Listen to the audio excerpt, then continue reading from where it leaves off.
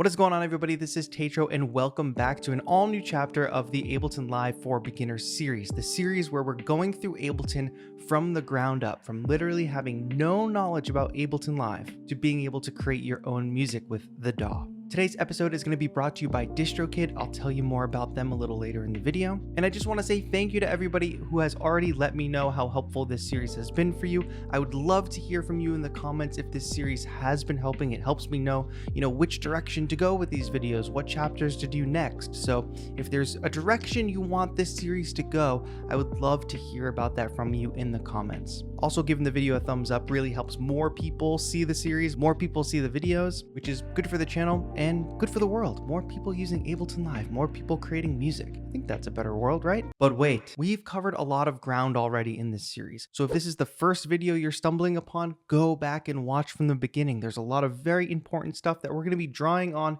to further progress in this tutorial today. And today, what we are going to be talking about is how do we use samples in Ableton Live. Some common sample techniques, ways you can even make your own instruments, and some confusing things about Ableton Live and how it handles samples. But without further ado, let's get right into it. Okay, so loading up here with a basic default template, let's start by talking about what kinds of samples there are. Now, I'm going to go into my samples folder, and it's very likely that I might have different things here than you will have. I definitely have a lot of samples here. If you've subscribed to a service like Lander or Splice, where you get access to lots of samples, you might find some of those here, but you also might find some samples that were included with your version of Ableton Live.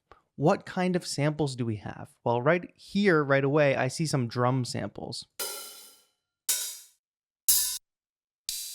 We're going to call these one-shot drum samples. They are just a single sound. You can actually see the waveform here as we preview them and scroll through our library window. And there's lots of them here. That's a bunch of hi-hat sounds. Scroll down to the word kick. We're going to hear lots of different kick sounds here. Drum one-shot samples. We can also have melodic one-shot samples. Instead of being like drums, these are notes of a melodic instrument. We hear all these different notes of a lyre. This is a lyre instrument I created for the Orba 2, actually. But these are just, again, single notes like the drum one-shots, but they're playing a note. And usually you can tell which ones these are because they have a note name in the title, usually. So lyre C4 means it's a lyre instrument and it's playing the note C4. The last type of sample we'll talk about today are rhythmic samples. These could be drums or melodic instruments. How do I know when a sample is a rhythmic sample? Usually, not always, they will have a BPM somewhere in their title, and they'll be playing a rhythmic figure like this hi-hat loop here. So 90, I'm assuming that's indicating the BPM of the sample. This one here as well, this one says BPM 105. So it's not just a single note, it's a rhythmic sample. Of course, it's an organ. It's not just drums, right? Here's another one here. A pedal steel guitar sample at 110 BPM. So we've got drum one-shots, melodic one-shots, and rhythmic samples. Rhythmic samples can be drums or melodic instruments. And depending on the type of sample, we might use them differently. Let's start with drum one-shots. One of the most common ways we use drum one-shots in Ableton Live is by loading up a drum rack. If we go to drums, at the top here, you will find drum rack. Make sure we're not in the hits folder. Let's go to drum rack. What this is, and we're going to drag that onto a MIDI track.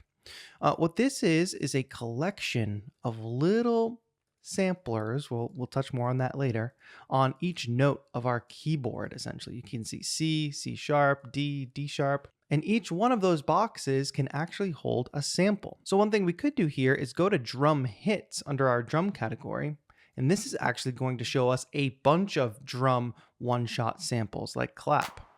Let's drag clap onto D1, and let's find a kick on C1. Great. Just to demonstrate this, boom. Now we've got a drum rack that has a kick and a clap. You can go to town, you can go through these folders and fill up your drum kit. You don't have to stay in this collection of 16 notes. You can go all the way up the rack and fill it. Usually this ends up getting associated with your MIDI controller, right? If you have 8 pads here, you can use the 8 pads of your drum rack, etc. We've already seen this in this series because we've already used pre-made drum racks that have a bunch of samples in them. Let's load up Boom Kit here instead of that one we just made. Look, same exact thing, 16 samples, different sounds, kick, a snare, another snare, clap metal. This is pretty cool sounds. But what's going on here with these samples? Let's pop this out with this little menu right here. And what we're going to see is each of those samples represented here in a little sampler, a simple sampler, some would say. This is Ableton Live's simpler device. Actually, any version of Live that you have, no matter what you're following along with at home, if you go to Instruments, you should see Simpler because it is included with every version of Live, I believe. So the drum rack just holds a bunch of those. Now, what we can do with these samples once they're in a Simpler, that's where things start to get fun. So now, instead of looking at all these little simplers in a drum rack, let's simplify things, no pun intended. And let's just drop an empty simpler, clicking and dragging, onto a new MIDI track. As you can see, this one is empty and it says drop sample here. So let's find a sample. I'm gonna go to my samples. I'm gonna type sine. If you're following along with this at home, I can't guarantee we'll have the same samples, but try to find a simple melodic one-shot sample. We learned that, right? Just a single note. Not one that's so strange like this one. Hear how that one goes down in pitch? We don't want that. Just a simple note will do. Let's click that and drag it into our simpler where it says drop sample here. Now, remember our keyboard trick. If you don't have a MIDI keyboard, we can go ahead and turn on the keys button here and use the home row to play some notes.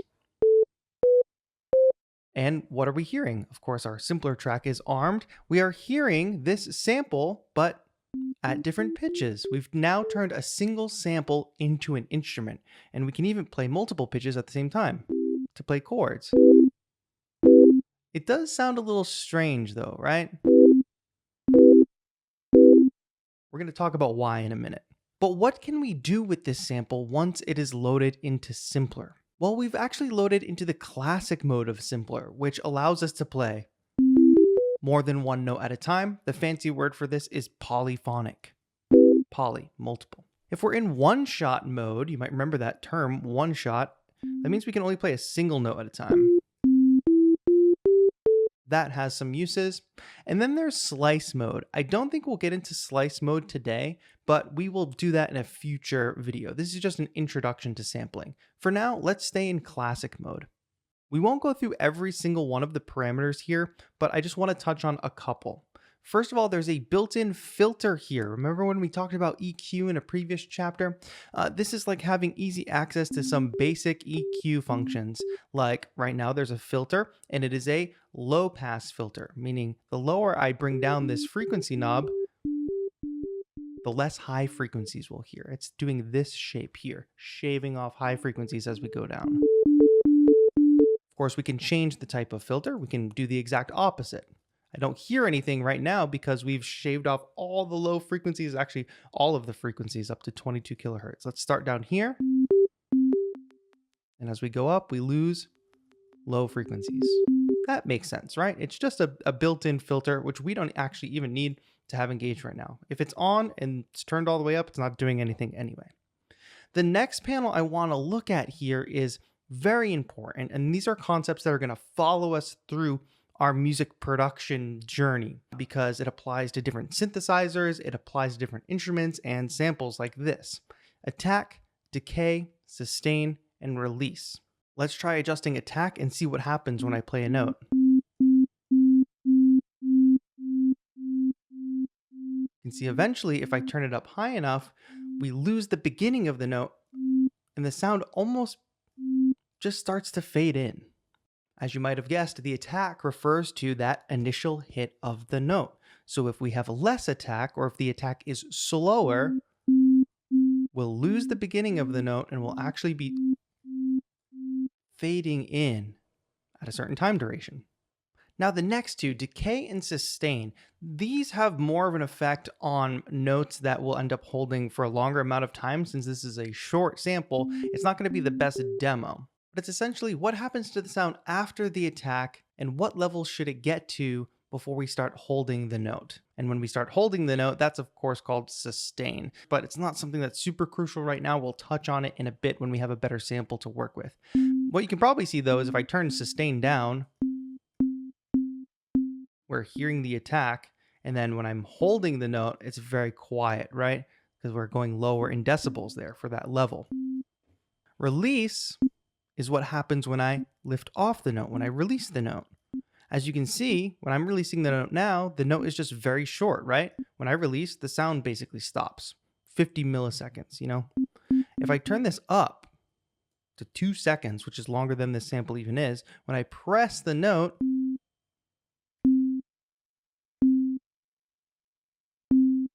you can see that it no longer just stops, it goes, or for the 3 seconds.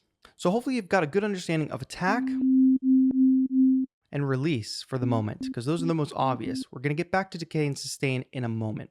But there's also a volume knob here. I'm going to tell you the honest truth, I rarely touch this volume knob, because there's a gain setting over here, and this will give us a much more visual feedback of what's actually happening to our sample. So obviously our sample is getting louder, and our sample was quite quiet to begin with, so we have some room to make it louder if we need to. And also note that this gain and volume is separate from our mixer. So we could bring our sample up to a reasonable level and then bring our mixer down accordingly. Essentially, I'd like to get our sample up to a decent level where there's a tiny bit of headroom left, but it doesn't need to be quiet like this, really, in my opinion. We can also have a bit of fun and transpose our sample.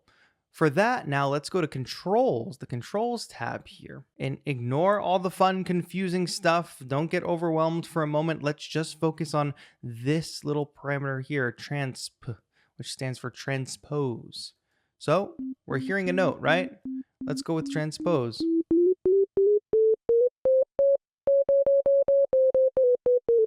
Transpose is essentially taking our note and putting it up or down by semitones. And if you haven't watched the music theory series, it's a great series that you should watch hand in hand with this one so you can understand some music fundamentals. But a semitone is one note up or one note down, directly down. Two notes that are touching, a semitone. That's the semitone relationship, C to C sharp or C sharp to D. That is a semitone relationship.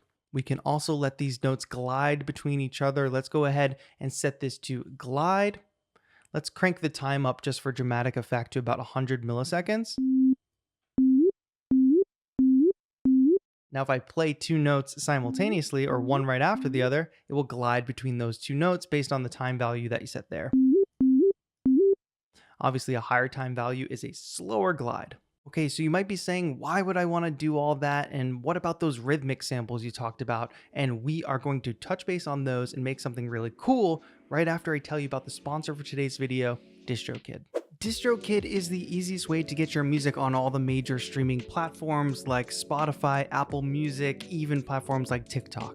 I have been using DistroKid since well before they ever sponsored this channel, and what drew me to them was the fact that their motto is be prolific, meaning that you pay once annually and you can upload as much music as you want throughout the year. They've never let me down as a distributor, but that's just the beginning of DistroKid. They're not just a distributor because they offer a lot to their artists, and I've been telling you about different ways that they do this over the course of this series, but the one I tell you about today is pretty funny. Under the goodies tab on my DistroKid account, if I go to promote yourself, you can see that they give a lot of tools to be able to promote yourself. There is a funny one called Meme Video Generator.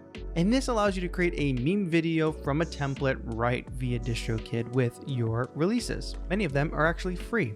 Let's choose the Baby Yoda one. It shows us an example of the Baby Yoda meme. Keeps pushing the button. The Mandalorian doesn't want him to keep pushing the button. So if I just grab any one of my random releases, let's pick what time it should start at. Let's say it starts at 1 minute in, and let's generate the video. And this takes about 2 minutes or less, but we will have a downloadable video that DistroKid gives us to share on social media to help promote our release. It's that and all the other tools and goodies that DistroKid offers that really separates them from other distributors, and it's one of the reasons I've been a DistroKid artist for years. Oh, look, our video is ready. Let's click download. Let's give it a watch.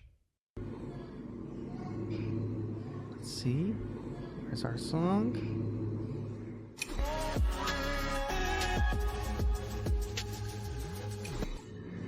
Mandalorian didn't like that one, I guess. But yeah, see, it generates it automatically for you. It syncs up the music where it should go. There's a few different formats, a few different templates available in the goodies menu on DistroKid. And check out all those other goodies that are there as well, because you can get 7% off if you sign up for DistroKid today using my link in the description down below. It also helps the channel a lot. All right, that's going to be it. Let's get back to working with samples in Ableton Live. All right, so those basics we just learned about simpler, throwing a sample in, being able to play it, changing the filter, the attack, decay, sustain, the release, the volume and gain of the sample, as well as transposing it. What's the big deal? Well, you could use this to basically make any type of instrument you want. So this simple sound here really isn't calling for much inspiration. Let's instead look for a vocal sample. And you know what? If you don't even have a vocal sample, in fact, let's do this right now. I'm gonna grab my phone and I'm just gonna record myself singing a single note. You don't have to be a perfect singer for this, but try to sing a single note. Here we go. I'm certainly not a perfect singer. Now I'm just going to share that to my computer quickly. And now that I've got that audio on my computer, I can literally just drag and drop it into the simpler. All right, now look what we have here. You notice that the start point is not correct, and there's also some space at the end here. Let's fix that. In Simpler, we've got some flags, very similar to how we've worked with Arrangement View in the past. Let's get that right to the beginning of the note. Let's get the flag closer to the end. The end doesn't matter as much as the beginning. And now let's play a note like we were before. That's beautiful. Get ready to listen to more of this, folks. Okay, don't forget, we can change things like the attack. Make it fade in a bit. And then we can also transpose it. And we will actually have to transpose this, I think.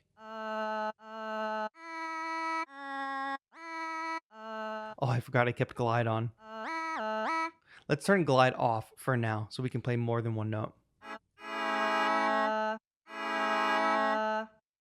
Interesting thing happening there we'll touch on in a moment.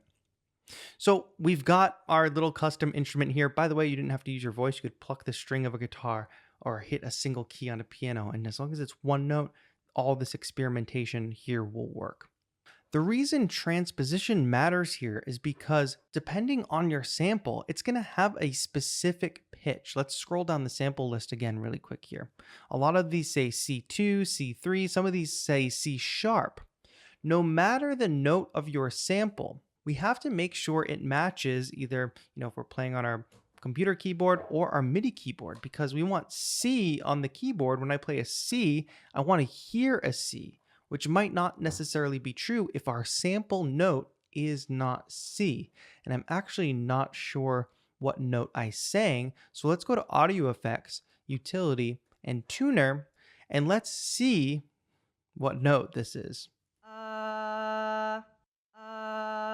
It looks like it's A, and the pitch was not great. But so if we were getting close to A, then we know we have to go up.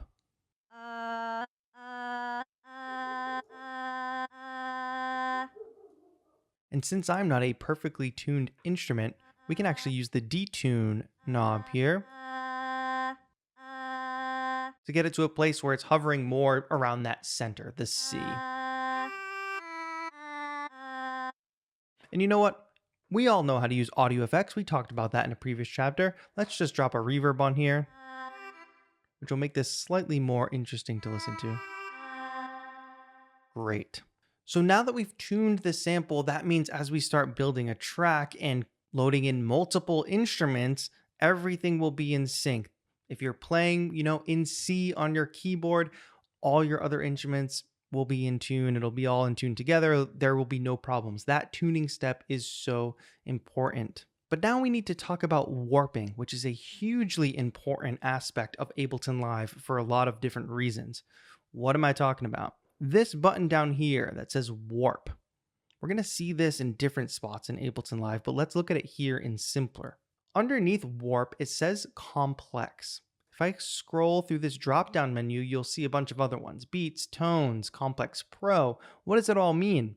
These are essentially each different algorithms that treat samples differently to retime them or to get them uniform in time or to get them to adhere to a specific time, as in the tempo of our project or the length of a sample depending on the pitch. What the heck does that mean in terms of this note? Well, let's set this to tones, because tones has a pretty good algorithm for playing single notes or notes together. If you remember before, actually let's turn warp off for a minute and I want you to listen closely. I'm going to play a chord and I want you to listen to, even though I'm playing the notes at the same time, how long those notes last and why, and do some of them last longer.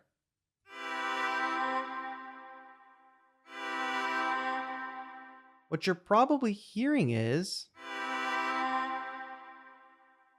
let's turn the reverb off. What you're probably hearing is the lower notes last longer. And that's because to get the sample to play across different pitches,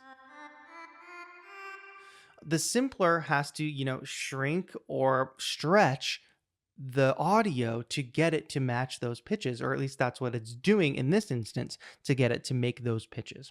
With warping, let's listen again.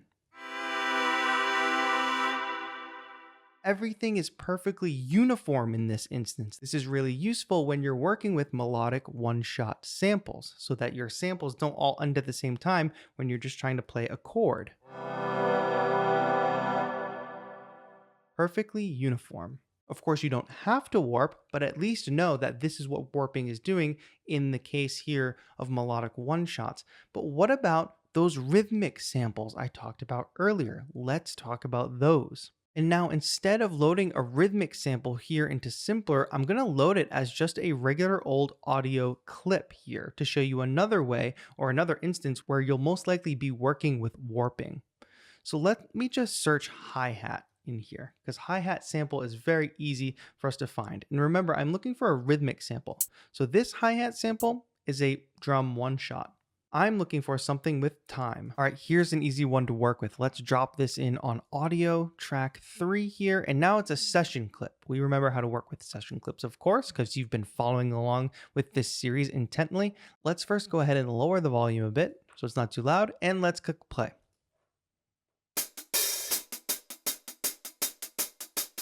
Now that sounds pretty good, but something happened when I dropped in this sample, as you might notice, and it's because this is the first sample that we've dropped in here, but it's actually changed the time of our project, and it's changed the tempo to 159.91. I said time, tempo. I'm using those interchangeably. And you notice down here, there's a BPM that says 159.91.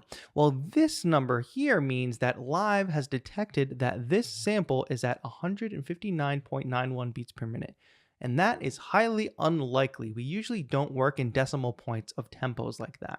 Let me make this track a little bit bigger. I notice that it says 160 BPM, which is highly more likely, and we can see that Live got close, but not perfect.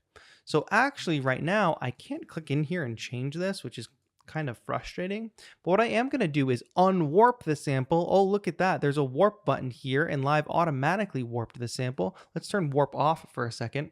Let's turn warp back on. And what do you know? I can type in this box, 160, press enter. Boom. So we've corrected the record. We can even set our project tempo now to 160. And if I click play, it's going to sound great. If I turn my metronome on, 1, 2, 3, 4, 1, 2, 3, 4, 1, 2, 3, it's in time. Great. That's what we wanted, right? But how did this all happen? Why did this all happen? First of all, let's make sure our clip is looping. Let's click loop.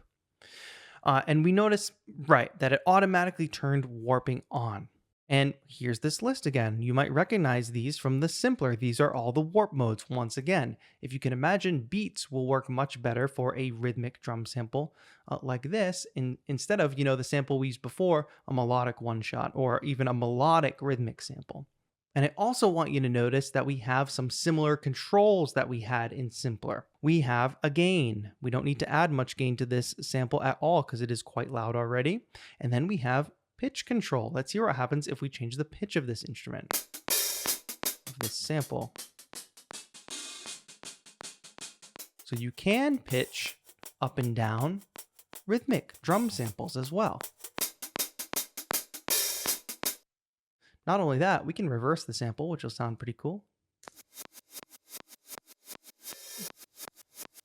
We don't need to use that in this instance. It doesn't make a lot of sense. So let's reverse it back so it's normal. And once we've got this BPM locked in, we basically don't want to touch it unless we very intentionally want to do something like make it twice as fast.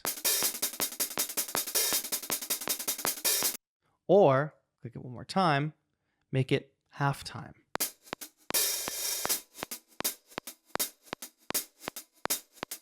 Let's put it back to normal. That is, of course, dividing the sample length by 2 every time you click this button, or multiplying the sample length by 2 every time you click this button. Warping is especially important for rhythmic samples because in your project, you want everything to be in time. And I might want to go grab a kick sample now. Kick. Let's find a kick loop. This says kick soft 128 BPM. Our project is 160. But I want this 4 to the floor kick. So what's going to happen now? Let's drag it onto this other audio track. Let's bring the volume down here so it's not too loud. And let's click play. Well, these samples are playing fine together. Why? If they're two different tempos, why is 128 BPM matching up with 160? Our project is still at 160. That must mean that our kick sample is playing at 160. And if you already guessed that, you would be correct. Why is this happening? It's happening because the sample is warped. Live identified correctly that this kick sample is at 128 beats per minute. And by warping it, we're basically telling Live, hey, get this synced up with my project's tempo. If I unwarp it, listen to this. You can hear the metronome going. That's actually kind of fun. Play that again. It's fun, but it's not what we want to do at all. By warping it, we are in time and all of our parts can play together. It's kind of similar to why we needed to tune that last instrument so it can play well with all the other instruments. Well, with rhythmic samples, drum rhythmic samples, any rhythmic samples, we need to make sure they're warped and all in time together so that they can play well together. Let's loop this clip again. Great, we've got 2 layers going here. Same thing, can pitch this up and down. You can change the gain if you want. But let's zoom in and take a look at something else on this sample. What is this little yellow thing here? Do you see that? That's sort of marking the beginning of our sample. And then if I hover around in this area, that dark gray area, I can double click and add new yellow markers. These are called warp markers, and they're going to actually help us sometimes customize our samples and move things around like this, creating new rhythms. This is interesting.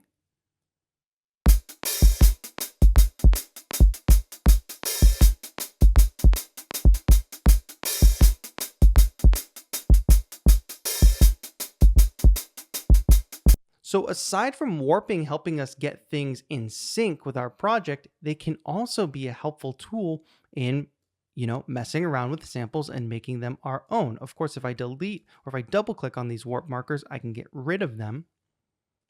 I don't actually need them because we've got one warp marker at the beginning, which Live put there on its own, and we've synced it with the project anyway.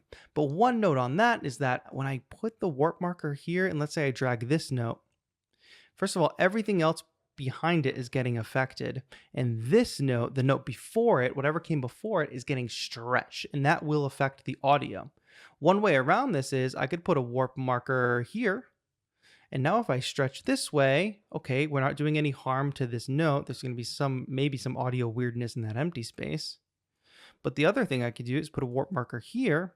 And now I can move this around freely. And the only audio being affected is the audio in between those two warp markers that are neighboring the one that I'm moving. Does that make sense? Because we wouldn't want to move this one around and then throw off our whole tempo. We want to treat each one of these notes as its own entity, so we can move them around one by one. That's why it's helpful to go in there and double click and put them in. You can be more precise about this as well. Going in here, I could turn the grid off, right click, turn the grid off, and say I want to put the warp marker here. For now, keep things simple. You don't need to do all that. Keep it at the time division that it's setting it to automatically. Kind of take live suggestions for now, especially as a beginner. One last thing to say here is that now that everything is warped, this will also allow us to change our project's tempo and not lose our synchronicity of everything, right? So we're at 160 BPM. If I bring that down to 116,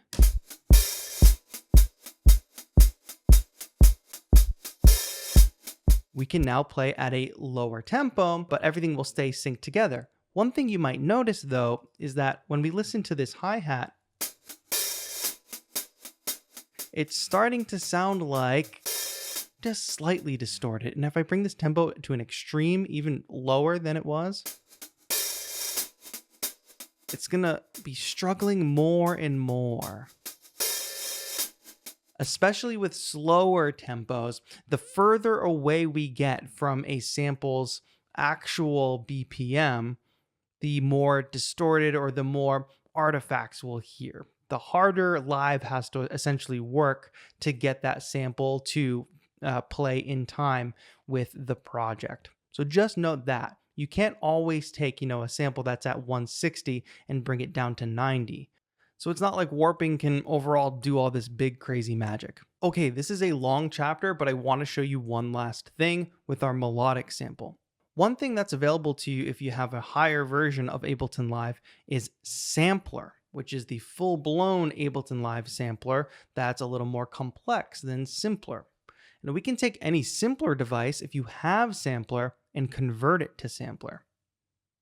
Now this gives us a lot more things to control, a lot more freedom over how we work with the sample. But one way I use this all the time is by putting it into a looping mode. So instead of having a note that has a beginning and an end, I can't hold it forever like I can some synthesizers. We can actually get around that. And we can do that via this sustain mode. Notice it's got a back and forth arrow, meaning that if I hold this note, it will play forward, and then it will start to play backwards.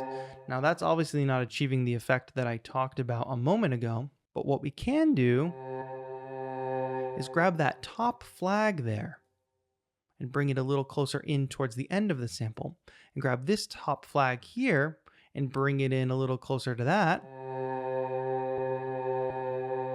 And it's still not doing what I want. We're getting like a ping pong sound. So let's slightly crossfade, which will, instead of hitting those flags and bouncing back and forth, it'll do a little leeway and crossfade.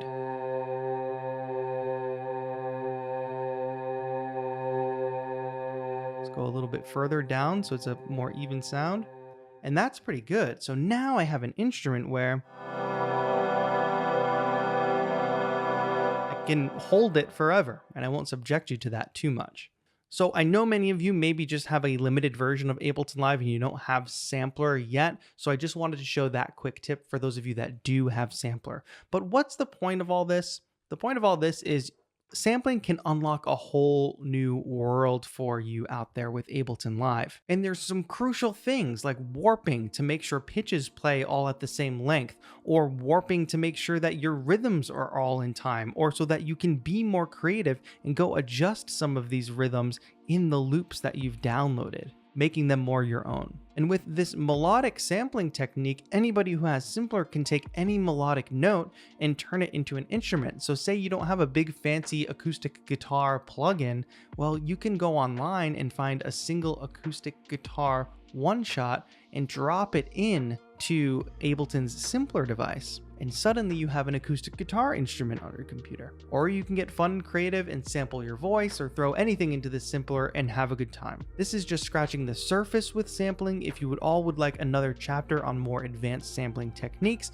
let me know. It might be something we get to a little bit later. But we are getting to the end here of our chapter on the introduction to sampling in Ableton Live. So thank you all for getting this far into the video. I hope that was helpful. Please let me know if you have any questions down in the comments below. And where do you want us to go next? What should be the next chapter? What lingering thoughts do you have now that we've come this far in the series? Would love to hear your thoughts. If you found this tutorial helpful, please leave a like. Make sure you're subscribed. And if you want to show some support to the channel, joining as a channel member by clicking the join button is a great way to connect with the community we have on Discord, get yourself free sounds, attend free members events, all cool things like that. Thank you again to DistroKid for sponsoring this video. That is going to be it for now. Thank you all so much for watching. This has been TAETRO. Have a good one.